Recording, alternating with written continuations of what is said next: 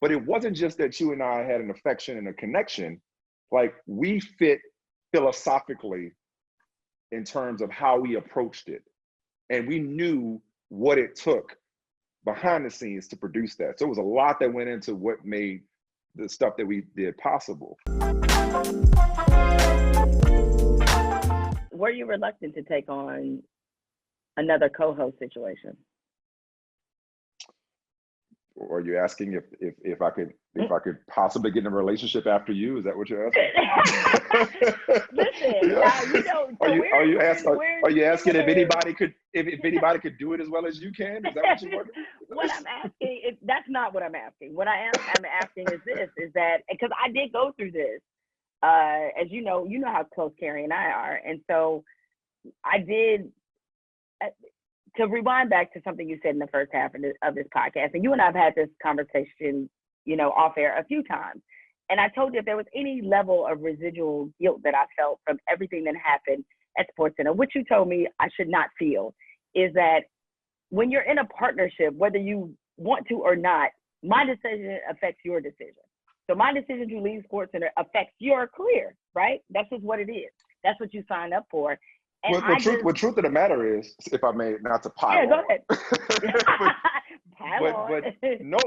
but it's not just your decision to leave SportsCenter.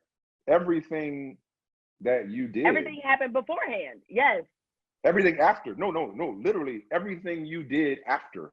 Everything you said. Everything you tweeted. Everything you did remained connected to me, for better or worse.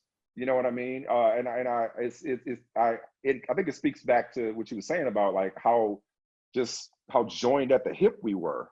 You know what I mean? Like we built a brand together, and so that could not be easily separated.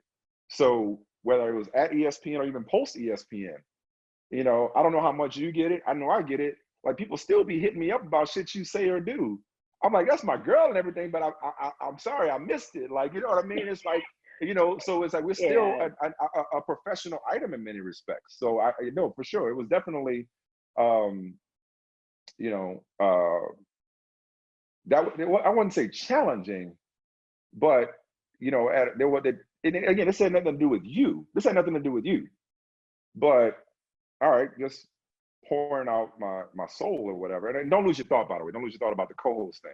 But it's a good time to interject this, is that like part of my insecurity over, you know, that post SportsCenter, and, you know, even it didn't go away the moment I left ESPN, was, is that SportsCenter controversy, you know, the controversial way it ended, the polarizing nature of that show, is that the thing that people are going to remember my 15-year run at ESPN, where I did a lot of shit on my own and with you?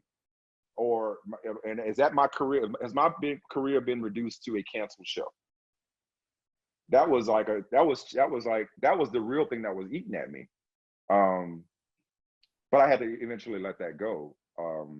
But yeah, so you're right. I mean, I'm just echoing again, not piling on, but echoing that, yes, everything you did, I was there for, because that's how synonymous, if you will, we were with each other. We had built something special together that I'm very, very proud of. But go ahead, you were talking about Carrie. No, so I look at it in the reverse aspect. So it wasn't about like whether or not somebody could replace me, more or less because our fates were so intertwined. Did that make you reluctant to tie yourself to somebody else? Because it made me reluctant to have the responsibility of being like, I was commitment shy after that. Like, I don't know if I want that responsibility. I don't want, yeah. You know, and so that's why I asked you, were you reluctant to enter another situation? But even with Carrie, you felt that way? I did, because I didn't want to do anything else where if I said something, if I did something, or just even, frankly, the emotional commitment, is that after considering everything that we went through, that was a lot. That was very emotionally trying, and trauma, I think, is the right word. And so because it was, I did not know what I had left to give anybody else, to be honest. And so just in that professional capacity, because if you're doing the show with a friend, and thankfully I've only done shows with friends, like I have not done it with same, people that I'm not. Same, right, exactly. And so when you're on, when you're at that level with it emotionally, you're just sort of like, I don't know if I have this in me to give, because I feel like this one experience has honestly exhausted me to the point where I just don't know if mentally I can do this again. And so that's for me, that was big. Yeah, it was big to go back. Yeah, and I'll ask you this one last question before I answer your question, because I got thoughts on it. Was it because of how close, was it with anybody, or was it because of somebody as close to you as Carrie? Because we were close before His and Hers and before SportsCenter, which is why it was so special.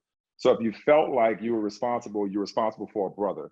If it were a total stranger, would you have felt that way? Or is it because it was Carrie and you care so much for Carrie that you didn't want to, compromise her with anything? Right. I mean, I think it was because it was Carrie. First of all, if it was anybody else, much like you said, that if it were not for Michael Holly, you wouldn't have jumped back in, right? Yeah. Okay. Yeah. If it were not for Carrie, I would not have jumped back in, because I wasn't looking. I had gotten plenty of television opportunities. I could do some one-offs here and there. I did not want to commit at all. Yeah. And so if it wasn't for her, I never would have done it anyway. And so because it was her, it came with an extra layer of responsibility. And I did not want to go through another scenario where I felt responsible for another person.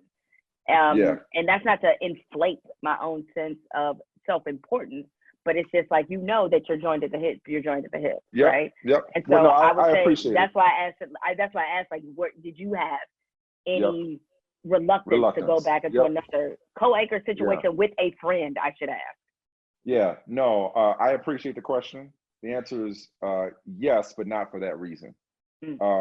Because if it were for that reason on my end, then it would be the manifestation of a sense of, yo, my friend did me dirty, and I don't want to make myself vulnerable.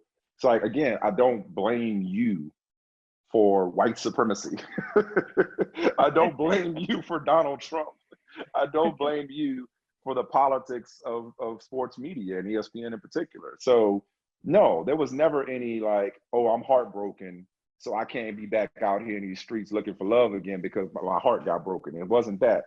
But there was reluctance from the standpoint of, and this is why I started the question with the joke about whether you're asking me if anybody could do it like you can, is I was like, twofold. Actually, it's kind of twofold to one part. Is one, will I be able to, and this is that period where that insecurity was really fucking with me, right? It's like, will I be able to do it with anybody to the level that we did?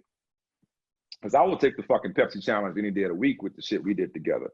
We are the Shaq and Kobe, the Michael and Scotty, this shit fucking at me.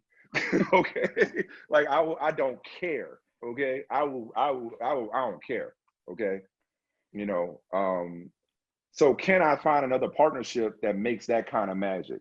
Will I have that kind of chemistry with anybody, including Carrie, including Jemele, Michael, because just because Michael and I have been friends and known each other for a long time doesn't mean we would be great on-air television partners.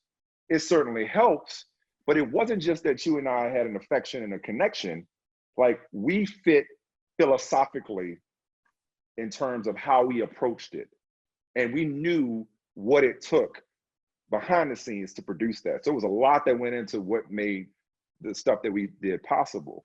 So it was that part, like, can I reach that level with a partner again? But part of that, and it's the second part, but connected to that is, will whatever I do, whether it's me or the people watching, will I or they always compare it to what I did with Jemele? Like, can I go and do something else with somebody else that can hold up to what we did? And again, that kind of sounds like, as I said, a little bit like inflating my own self-importance, or that people are looking at it that deep, or that people are like, stepping back and evaluating my performance vis-a-vis his and hers. No, but even for me, it's like, basically, to put it simply, like, what do you do after that? You know, and that's the regard with which I hold what we did from a substance and from a content standpoint. Forget about all the extracurricular shit, all the outside noise. Forget about that. Forget about the narrative. Forget about the narrative. I'm surprised my first time using that word in this conversation. But forget about the narrative. You know, it's like you drive a certain car, you ain't going back if you can help it. You know, you have the right kind of steak. You don't want no fucking well done cheap steak after you had you know what I'm saying? So it was like, you know, I ain't trying to go back to regular old crackers. I've had a Ritz, you know. So.